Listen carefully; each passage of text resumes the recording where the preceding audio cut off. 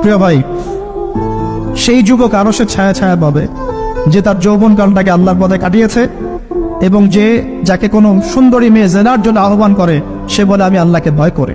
আমরা তওবা করি, আমরা কোনো প্রকার জেনার পাবে যাব না ইনশাআল্লাহ।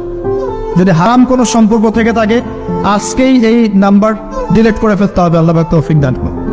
ডিলিট করার আগে আবার ফোন করে বলেন না যে আজকে থেকে আর কথা বলবো না, তাহলে এই কথা আর কোনোদিন শেষ হবে না।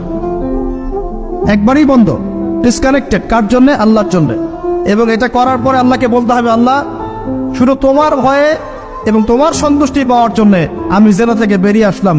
আল্লাহ তুমি আমাকে হেদায়েত দাও, ঈমান দাও, আমল দাও এবং তোমার রাস্তায় আমাকে বেহিসাব রিজিক দাও। এবং নেককার কুমারী, নেককার প্রেমময়ী, তাকওয়াবাদ, মুত্তাকি একজন স্ত্রী আল্লাহ তুমি আমাকে দান করো ইনশাআল্লাহ। আল্লাহ পাক। প্রিয় ভাই, সেই যুবক আরশের ছায়া ছায়া পাবে